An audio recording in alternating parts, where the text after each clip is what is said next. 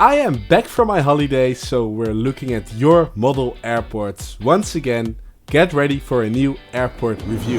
The first airport is HTD International Airport, located in Australia. He's created his hangars using PVC tubes and he's made a cut in them to make the aircraft fitting inside of them, which I think is really clever. Furthermore, I like the greenery on his airport. He's got modeling trees and modeling grass. My advice for you is add some more life to the terminal, and with some more aircraft, also more life to the airport. Moving on to Auckland Airport in Auckland, New Zealand. And I really much like the realism on this airport. This picture could have been a real life one, but it's actually on his model airport. And so is this one. The detail is magnificent and there is so much going on and to see on the airport. And that's just the outside, because he has also built the inside of his terminal. Here you can see the entrance to the terminal, and as you can see through the windows, he's got passengers inside.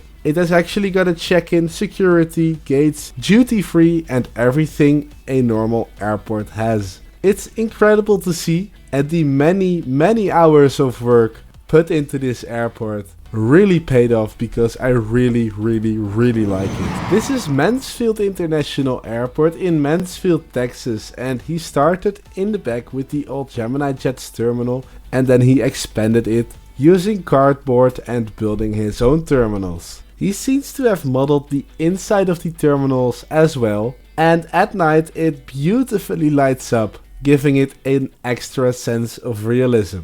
Now I think for the airport apron you can add more markings, ground service equipment, and I think by adding a roof on your terminal and some windows on the outside, your airport will look fantastic. Here we have Marine Airport in Bayamon in Puerto Rico, and this is a great looking model airport. I like the modeling grass, and this is what I mean with adding windows to the terminal. These two UPS and FedEx aircraft are really cool because they are interactive, so the cargo doors can open. You could add some more ground markings on the airport apron using red and white markers. And overall, I think we're looking at a very nice airport. Here is another cool model airport called HB International Airport version 2, located in Kuwait. There is a lot going on this small airport, and some things I really like are the difference in paint color. He has got darker and lighter tints of grey paint. I like how he uses these small patches of modeling grass to fill up some empty space. The windsocks look really great. He's placed cones around his aircraft, which is a really nice addition.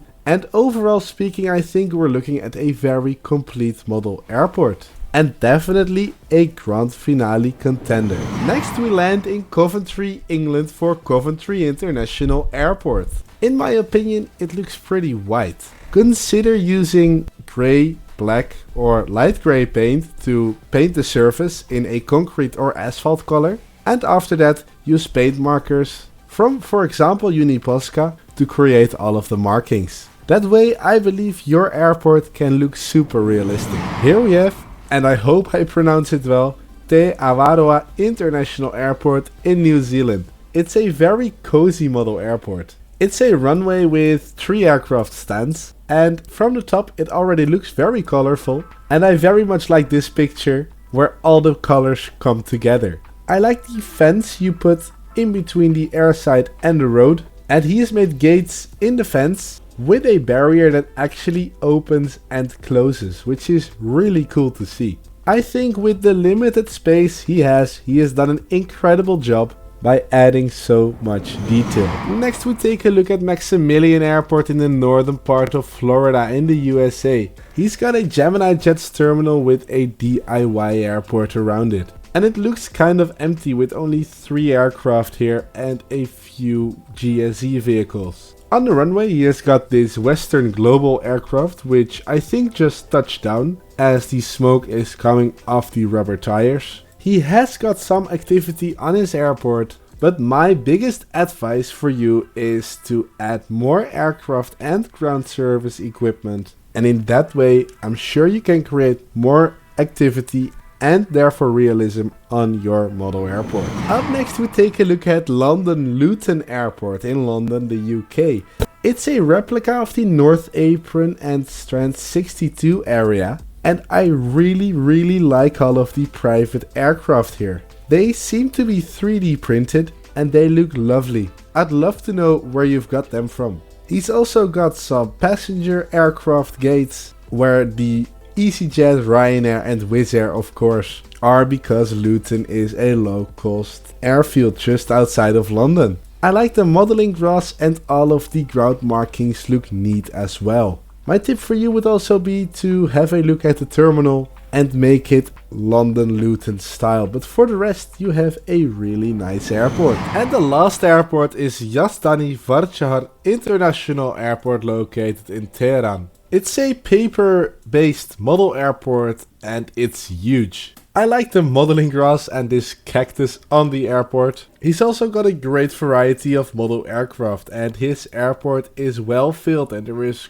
activity going on everywhere. At night the terminal lights up using a LED strip. I think you can organize your airport a bit more by removing all of the waves in the paper. And that brings us to the end of this airport of model airport reviews. I hope you enjoyed. Let me know in the comments which 2 airports you think deserve a spot in the grand finale episode. Please consider to like and subscribe to my channel, and then I will see you in the next video.